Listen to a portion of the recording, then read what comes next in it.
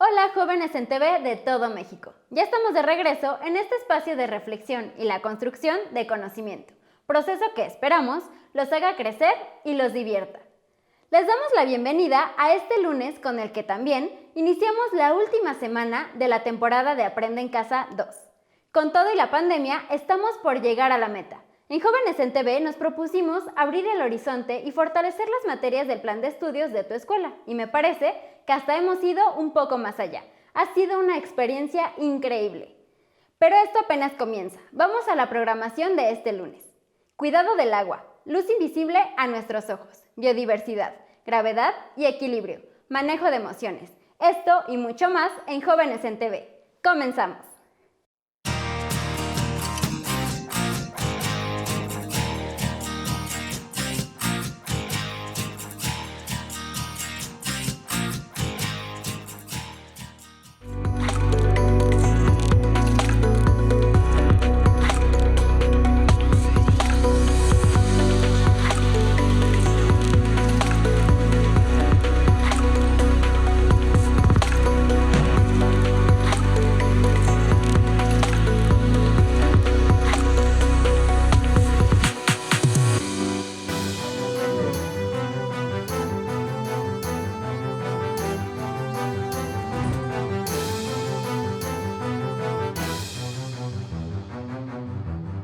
Inna ay utak mahut inkani luchunak el wolis bashal.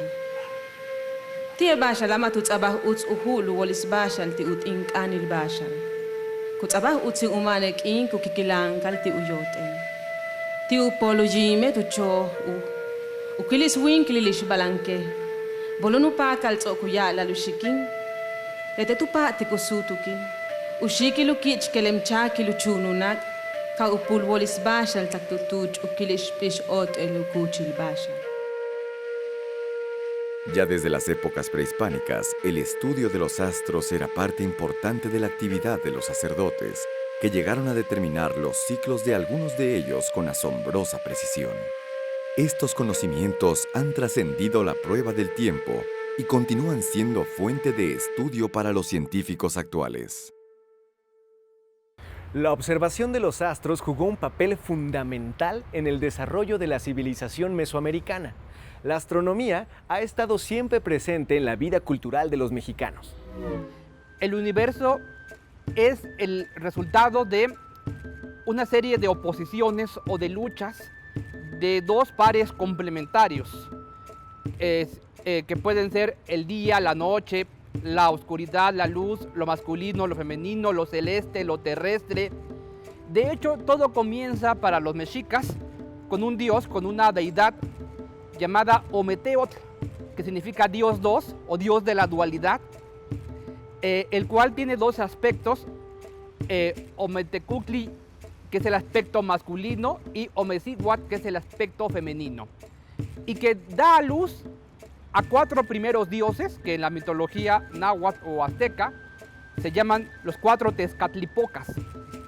Estos cuatro primeros dioses, cada uno se vincula con un rumbo del universo, con un rumbo cardinal y también con distintos colores simbólicos que pues el oriente se asocia muchas veces con el rojo en muchas culturas mesoamericanas, el norte con el blanco, el oeste con el negro y el sur con el amarillo.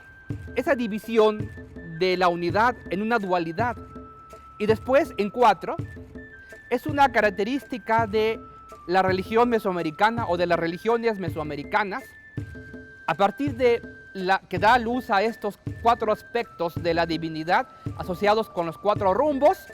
Dos de esos aspectos, que son el Tezcatlipoca blanco y el Tezcatlipoca negro, que simbolizan la luz y la oscuridad, van a crear diferentes universos subsecuentes.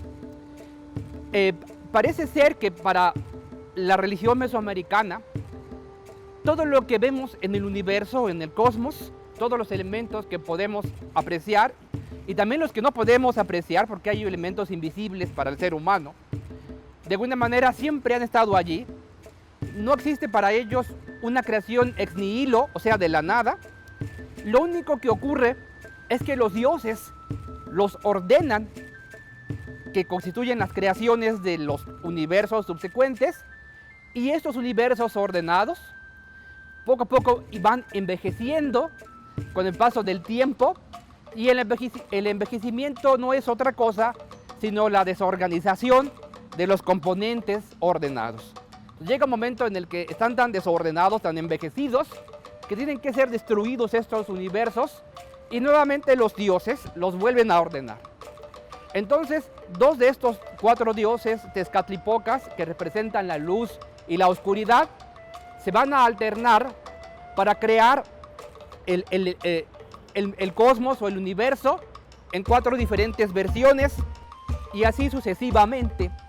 En la mitología de los nahuas, estas diferentes ordenaciones del universo se conocen como los soles cosmogónicos, los 4 soles cosmogónicos. Y si nosotros vemos la gran piedra del sol que está en el Museo Nacional de Antropología, el llamado calendario azteca, eso es lo que representa. Representa en el centro la quinta ordenación, que es el quinto universo en el cual nosotros habitamos, que fue ordenado por el Tezcatlipoca blanco, que es Quetzalcóatl, y los mitos relacionados con la quinta ordenación, que es en donde estamos los seres humanos actualmente, son los más detallados, puesto que son los más cercanos a nosotros en términos de tiempo para los nahuas. Y el universo así ordenado va a tener 2 ámbitos. Un ámbito donde viven las criaturas, incluyendo los seres humanos, que se compone por la tierra. Pero más allá del 4.º nivel, comienzan otros 9 cielos, a donde ya no habitan seres creados. Ya no hay fenómenos meteorológicos, ni astronómicos, ni hay seres creados. Esos 9 cielos superiores, hasta el número 13, corresponden al lugar donde habitan los dioses y los ancestros. Del mismo modo, debajo de la tierra, donde habitan las criaturas, hay 9 pisos subterráneos oscuros, 9 inframundos, donde también habitan los dioses y los ancestros, los espíritus, ¿sí? Entonces, digamos que el universo tiene 2 partes, una donde viven las criaturas, que está en medio del cosmos, y otra donde viven los dioses y seres portentosos, cuya existencia precedió a la creación. Estos dioses viven tanto arriba como abajo. Cuando es de noche, ellos conciben que el inframundo está arriba, de tal manera que las estrellas son los habitantes del inframundo que podemos apreciar, ¿sí? Entonces, dentro de esa concepción del universo que llamamos cosmología, que es la visión de la estructura del universo y del cosmos, también juega un papel importante la astronomía y sus concepciones sobre los elementos celestes. Los estudios sobre los astros que realizaron nuestros antepasados mesoamericanos siguen sorprendiendo a los científicos de la era moderna. Su obsesión por el movimiento de los cuerpos celestes se basaba en la concepción cíclica de su propia historia, y la astronomía fue la herramienta que utilizaron para conocer la influencia de los astros sobre el mundo, sin saber el camino tan importante que trazaron en los primeros estudios del universo. Ellos observaron que todo cuanto existe se somete a un ciclo repetitivo. El Sol, que es el astro más importante para la religión mesoamericana, para ellos todos los días tiene una batalla, una lucha por sobrevivir, que no es sino la lucha por la vida, ¿sí? Ellos piensan que por la mañana, cuando nace el sol, ha vencido a las fuerzas de la muerte, nace por el oriente, que es el rumbo del renacimiento. En la mañana, en la madrugada, cuando va amaneciendo, el horizonte se pone rojo cuando va naciendo el sol, por eso es rojo. Se asocia con la idea de renacimiento y de resurgimiento después de la muerte. Y las almas de los guerreros muertos en batalla lo ayudan en esa batalla, en esa lucha, primero contra los astros, porque con sus rayos de luz tiene que vencer a las estrellas y a la luna. Y ya cuando llega a la parte superior del cielo, comienza su bajada, donde es ayudado por las almas de las mujeres muertas en parto. Porque al parecer lo que está detrás de esta idea es que lo que muere es la semilla como la materia prima, y lo que renace es otro ser diferente de la misma especie, pero que ya no tiene conciencia anterior, no tiene memoria. Y así se explican ellos cómo es que de un aguacate surge otro aguacate, o de un colibrí surge otro colibrí, porque lo que renace nada más es la esencia, es digamos que el alma, la semilla, ya no tiene memoria, porque cuando va al inframundo y se enfrenta esta alma o este germen, esta semilla, a las fuerzas de la destrucción, de la enfermedad, de la descomposición, ahí se va purgando de experiencia, se va liberando de memoria. Por eso es que no hablamos ni de reencarnación, ni de resucitación, sino de renacimiento. Ese ciclo eterno de muerte y renacimiento. Los pueblos del México antiguo registraron por medio de las orientaciones de sus templos, de escritos y pictografías, los movimientos celestes. Pero no solo eso, llevaron a cabo predicciones de eventos tales como los eclipses solares y lunares. Para los pueblos mesoamericanos era muy importante la observación del Sol y de otros astros a lo largo del horizonte, porque les marcaba diferentes puntos en su calendario. Y tenemos, por ejemplo, en el Petén, en Guatemala, hacia el año 600 a.C., la construcción de lo que los arqueólogos conocen como los grupos E. Estos son, digamos, una gran plaza que tiene una pirámide con 4 escaleras, y una de esas escaleras ve hacia el oriente, hacia donde sale el sol.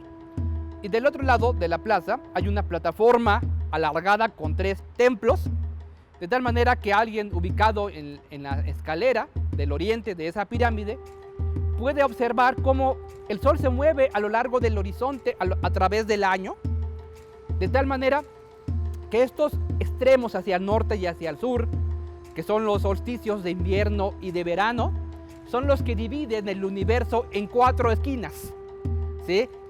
Y dentro de esta observación del Sol, también a lo largo de muchos siglos, llegaron a observar que los eclipses de Sol y de Luna solo tenían lugar en ciertas regiones del cielo, no en cualquier zona del cielo, sino solamente en ciertas zonas específicas del cielo.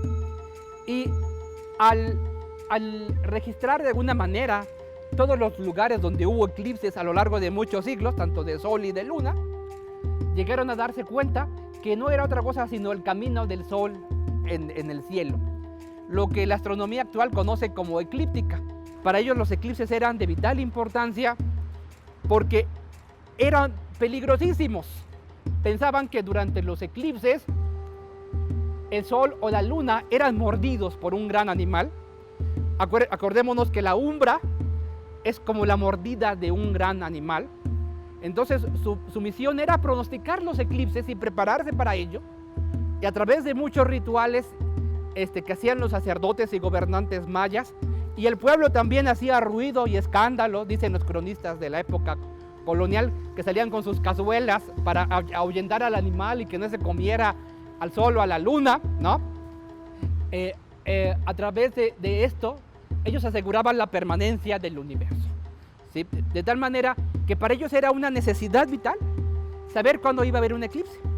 Y ese es uno de los conocimientos más difíciles de alcanzar para una sociedad antigua que no tiene telescopios, que no usa lentes de aumento, porque toda la astronomía de los mesoamericanos era una astronomía a simple vista, por observación, y los lugares a lo largo del horizonte, las montañas o el relieve, eran importantísimos para marcar los puntos de salida o de entrada de los astros.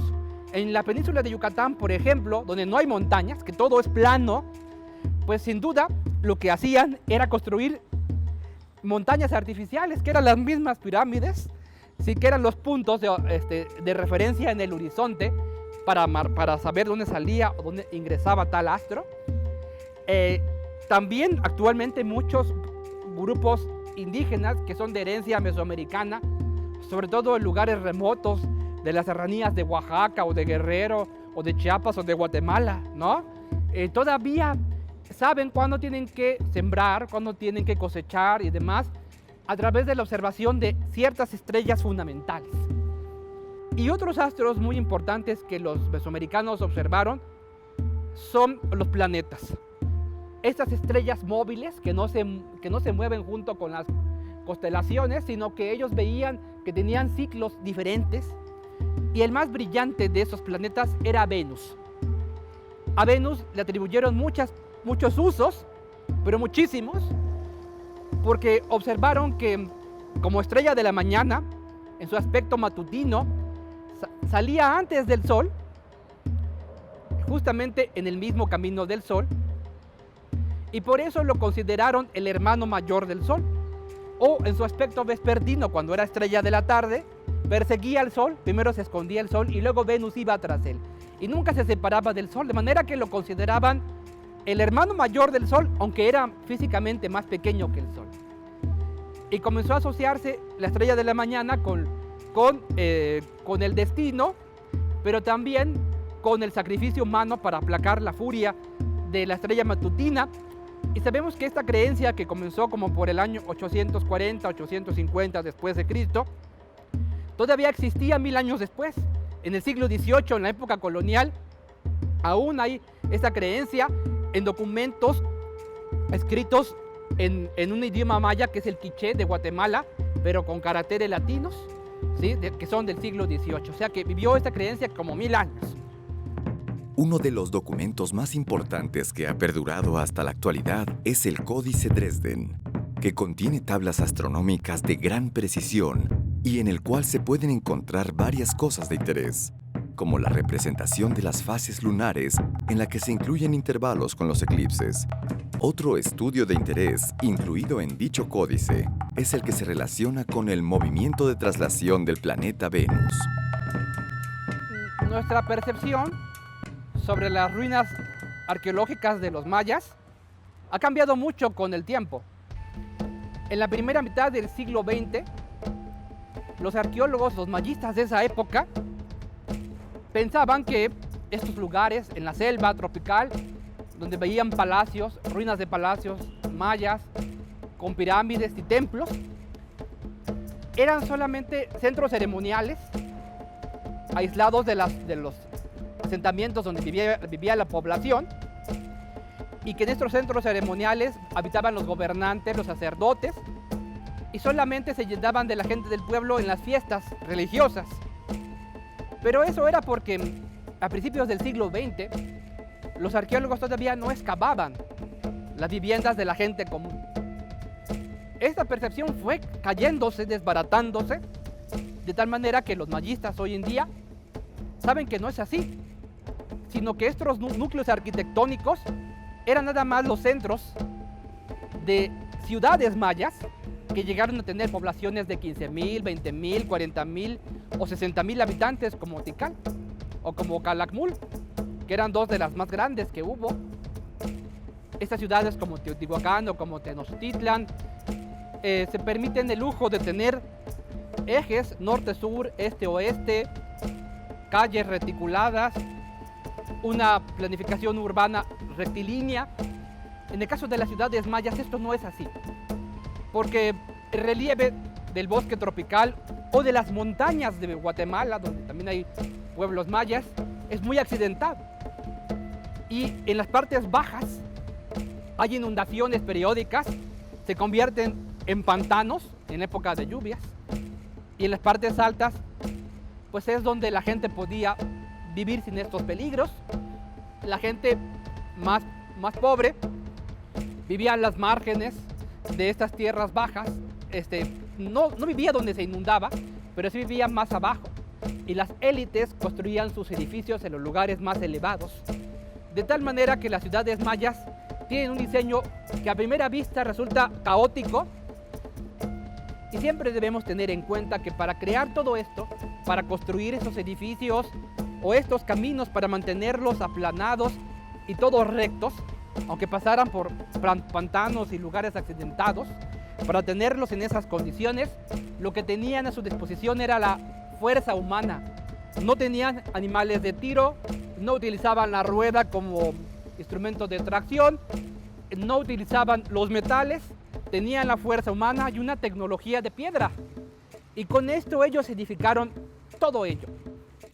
Hoy en día los arqueoastrónomos, que son los que estudian la astronomía antigua, utilizan la orientación de los mismos edificios, de las estructuras arquitectónicas, para saber más acerca de las concepciones del cielo y del calendario, que es importante mencionar.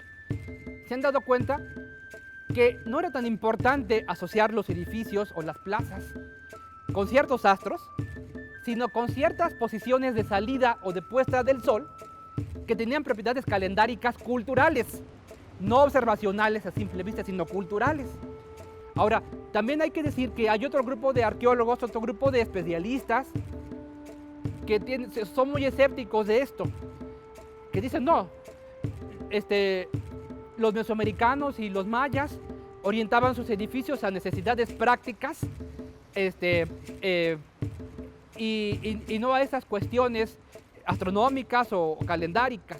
Entonces hay dos puntos de vista en los especialistas y aún hay debate. Los primeros logros reconocidos de la astronomía maya se remontan 3.400 años antes de la era actual.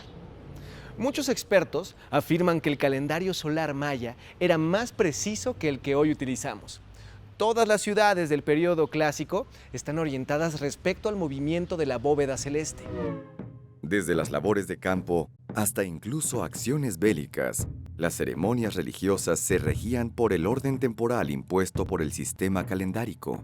La observación de la posición de los astros en el transcurso del año solar permitió establecer una relación temporal y espacial, sobre todo para fechas de gran importancia astronómica y religiosa.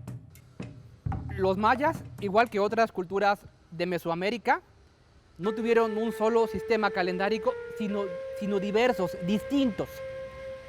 El calendario más importante en la vida cultural de toda Mesoamérica, no solamente de los mayas, es el calendario sagrado de 260 días.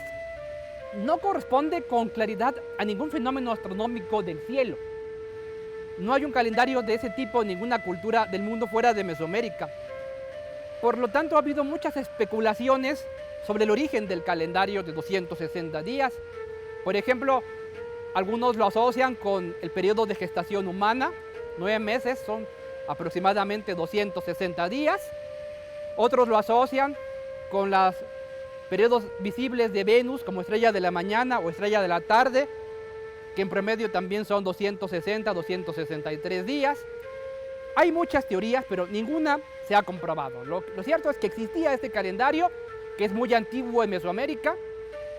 Sus primeros testimonios por escrito con jeroglíficos se remontan hasta el año 600 a.C. Su uso principalmente era la adivinación. Hay que considerar que eran culturas que trataban de discernir la voluntad de los dioses, de las fuerzas sagradas en el universo. Y el instrumento que ellos tenían para conocer la voluntad de los dioses era el calendario de 260 días.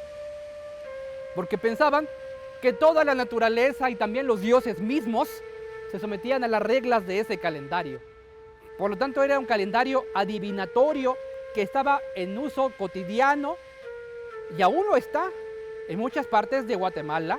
Todavía hay sacerdotes mayas actuales vivos en el altiplano de Guatemala, los quichés, capchiqueles y chiles, que todavía guían su vida por el calendario de 260 días. Así de fuerte y de profundo es en la mentalidad de Mesoamérica. Todos los demás calendarios, su astronomía y demás, tienen que interpretarse a la luz de este calendario de 260 días y también la vida cotidiana de las personas. Hay una palabra clave en la astronomía y en el calendario mesoamericano a la vez, que los especialistas usan, que es la palabra conmesuración. Lo que buscaban ellos era encontrar los engranajes donde todos los sistemas calendáricos coincidieran. Por ejemplo, encontraron que 73 ciclos de 260 días eran iguales a 52 años de 365 días. Y así siguieron buscando ese tipo de conmesuraciones en todo lo que hacían. Y estas conmesuraciones eran momentos de gran significado ritual para los pueblos mesoamericanos y también de enorme significado en cuanto a la conducta de los dioses. Los mayas conocieron otro ciclo calendárico que llamamos la cuenta larga. La cuenta larga en realidad se basa en el sistema numérico de orden vigesimal. Ellos no contaban de 10 por 10, sino de 20 por 20. De tal manera que un día,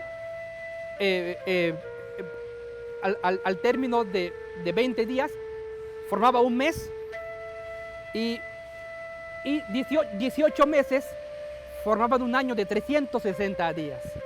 Entonces llegaron a escalar 5 posiciones: el día, el mes, el año, la veintena de año y la veintena de año, para formar un ciclo lineal, de cómputo lineal de tiempo ininterrumpido, que partía de una fecha mítica, de una fecha que llamamos una fecha era, que hoy los mayistas saben que es el 13 de agosto de 3114 a.C. Esa fecha, 13 de agosto de 3114 a.C., los mayas creían que en esa fecha había iniciado la ordenación del mundo vigente. De tal manera que la mentalidad de los mayas, en ese sentido, era muy conservadora. Ellos apostaban por la continuidad de los ancestros y no por el cambio.